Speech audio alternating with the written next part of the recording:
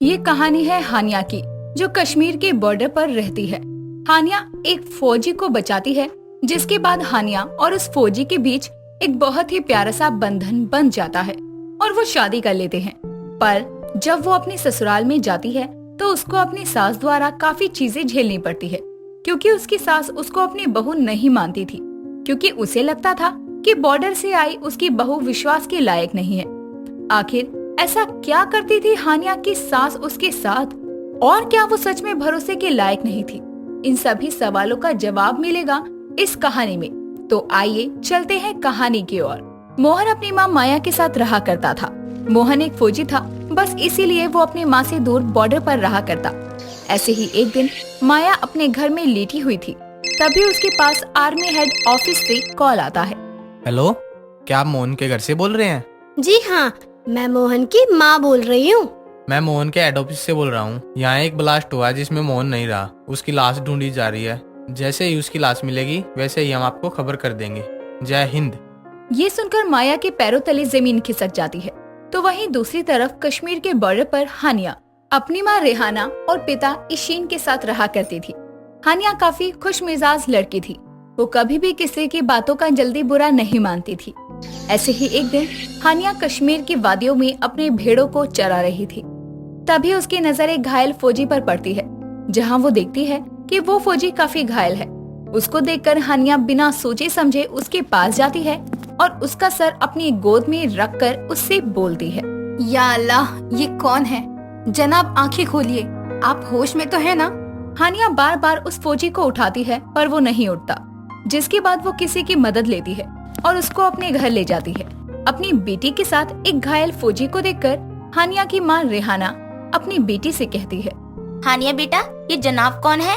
अम्मी, हमें नहीं पता कि ये जनाब कौन है, और इनको देखने से लगता है कि ये फौज के सदस्य हैं। देखिए ना, ये कितने घायल हैं। अम्मी, जब तक ये पूरी तरह ठीक नहीं हो जाते तब तक हम इनको अपने घर में ही पनाह देंगे। पर बेटी, हम इन जनाब को नहीं जानते हैं तो।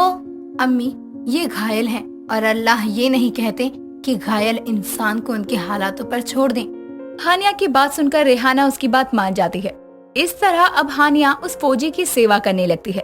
देखते ही देखते 10 दिन गुजर जाते हैं। 10 दिन के बाद जब उस फौजी को होश आता है तो वो खुद को एक लकड़ी के घर में पाता है और एक झटके से उठकर चिल्लाते हुए बोलता है, मैं कहाँ हूँ और किसने मुझे कैदी बनाया है? उसकी आवाज सुनकर हानिया अब उस फौजी के पास आती है और संभालते हुए उससे बोलती है, क्या हुआ जनाब, आपको होश आ गया?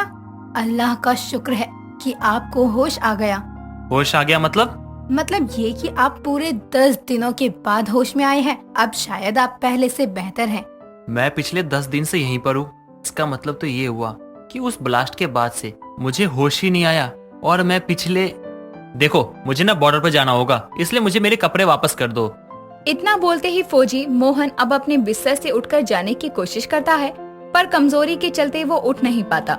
उसको इतना कमजोर देखकर हानिया उसको अपने कंधे का सहारा देती है और उसको बैठाते हुए उससे बोलती है, आराम से, अभी आप पूरी तरह से ठीक नहीं हैं। अभी आपको आराम करने की जरूरत है। आपको आराम करना चाहिए जनाब। पर मेरे देश को मेरी जरूरत है, मुझे कैंप पे जाना होगा। जनाब, हम आपको मना नहीं कर रहे, पर हम आपको ये बताना चाह रहे हैं कि अभी आप कमजोर हैं और इस हालत में आपका यहाँ से जाना सही नहीं होगा। वो दोनों आपस में बातें कर ही रहे थे कि तभी वहाँ पर इशीन आ जाता है और फौजी की ऐसी जिद देखकर वो उससे कहता है, हानिया बिल्कुल सही कह रही है फौजी साहब, अभी आपको आराम करना चाहिए। देखो, आप हमारे बेटे जैसे हो, हम आपको यही मशवरा देंगे कि आपको अभी कहीं जाने की जरूरत नहीं है। वैसे बेटा, आपका नाम क्या है? मेरा नाम मोहन है और मैं एक फौजी हूँ। एक लड़ाई में ब्लास्ट हो गया था, जिस कारण से मैं यहाँ पर आ गया। इशीन की बात सुनकर मोहन अब रुक जाता है। समय यूं ही गुजरता है। समय के साथ मोहन और हानिया के बीच की नजदीकियां बढ़ती जाती है। वो दोनों ही अपने प्यार का इजहार कर कोर्ट मैरिज कर लेते हैं। कुछ समय बाद मोहन अपने बॉर्डर पर जाता है और ठीक ना होने की वजह से वो अपने हेड ऑफिस से छुट्टी ले लेता है। समय के साथ मोहन और हानिया दोनों ही कश्मीर छोड़कर अपने घर आ जाते हैं। अब जैसे ही मोहन अपने घर के दरवाजे की बेल बजाता है और उसके घर का दरवाजा खुलता है, वैसे ही मोहन की माँ खुशी से उछल पड़ती है और अपने बेटे को देखकर उससे बोलती है, बेटा, तू यहाँ कैसे? तू तो हाँ माँ, मैं जानता हूँ कि आपको मेरी खबर आई थी कि मैं मर गया हूँ, पर असल में मैं मरा नहीं था, मैं तो घायल हो गया था। और अगर हानिया ने मुझे नहीं बचाया होता तो शायद आज मैं बच नहीं पाता। हानिया? कौन हानिया? अपनी माँ की बात सुनकर मोहन हानिया को घर में आने को कहता है। हानिया काफी सुंदर थी और उसे देखकर माया अपने बेटी से कहती है, बेटा ये कौन है? माँ, ये मेरी पत्नी है और साथ ही आपकी बहू भी। इसका मतलब तू इसको बॉर्डर से लाया है? हे भगवान, नाम के साथ ये साफ पता चल रहा है कि ये। हाँ माँ, ये बॉर्डर से है, पर माँ ये भले ही बॉर्डर से हो लेकिन हिंदुस्तानी है। ये बहुत अच्छी लड़की है, एक बार आप इसको अपनाने की कोशिश तो करो। मेरा बेटा बहुत मुश्किल से तो घर आया है, मुझे अब इस लड़की को अपना ही लेना चाहिए, क्योंकि उसको अपनाने के अलावा मेरे पास कोई और दूसरा रास्ता भी नहीं है।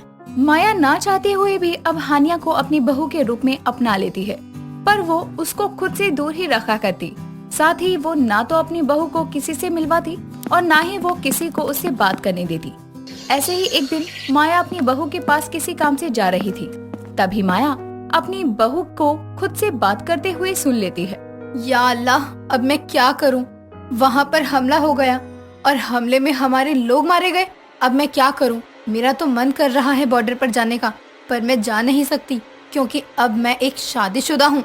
हे भगवान, इसका मतलब तो ये हुआ कि ये यहाँ पर जो हमले होते हैं वो कोई और नहीं बल्कि इसके लोग ही। इसका तो ये मतलब हुआ ना कि ये एक अलगाववाद है। जो भी है, मुझे पुलिस को बुलाना चाहिए, पर पुलिस को बुलाने से पहले मुझे अपने बेटे को सारी बात बतानी होगी। आखिर वो इसका पति है, उसको भी तो इसकी हरकतों के बारे में पता होना चाहिए ना। इतना बोलकर माया अब अपने बेटे के पास जाती है और उससे कहती है, मोहन, मैं ना कहती थी कि तू जिसको घर की बहू बनाकर लाया है वो सही नहीं है। आज देख, मेरे पास सबूत है उसके खिलाफ। तुझे पता है, वो अभी खुद से बात करते हुए कह रही थी कि हमले में उसके लोग भी मारे गए। जो हमला हुआ है ना, ये जरूर इसने ही करवाया है। अपनी माँ की बात सुनकर मोहन को गुस्सा आता है और वो अपनी माँ पर चिल्लाते हुए उससे कहता है, बस करो माँ, आपको पता भी है आप जिसको अलगावादी कह रही हो वो कोई अलगावादी नहीं बल्कि एक मामूली सी लड़की है। बेटा, जानने के बावजूद भी कि वो सही लड़की नहीं है, तू अभी भी उसका पक्ष ले रहा है। माँ और बेटे की बहस सुनकर हानिया बाहर आती है, जहाँ वो देखती है कि उन दोनों माँ बेटों में हानिया को लेकर बहस हो रही थी। साथ ही माया के मुंह से खुद के लिए ऐसे शब्द सुनकर हानिया रोते हुए उसके पास जाती है और उससे बोलती है, माँ जी, मैं नहीं जानती कि आप मुझे गलत क्यों समझती हैं, पर मैं आपको ये बताना चाहती हूँ कि हर बॉर्डर से आई हुई लड़की वैसे नहीं होती जैसा आप समझ रही हैं। हाँ, मैं बॉर्डर से आई हूँ, लेकिन मैं वैसी नहीं हूँ। और रही मेरे खुद से बात करने की बात, तो मैं खुद से इसलिए बोल रही थी क्योंकि कश्मीर में हुए हमलों की वजह से मैंने मेरे अपनों को खो दिया। मैंने अपनी अम्मी और अब्बू को खो दिया। माँ जी, देख लिया माँ आपने। अपनी बहू को इस तरह से रोते हुए देखकर माया को खुद के किए पर अफसोस होता है, जिसके बाद वो अपनी बहू से माफी मांगती है और उसको अपनी बेटी का दर्जा देने का वादा करती है।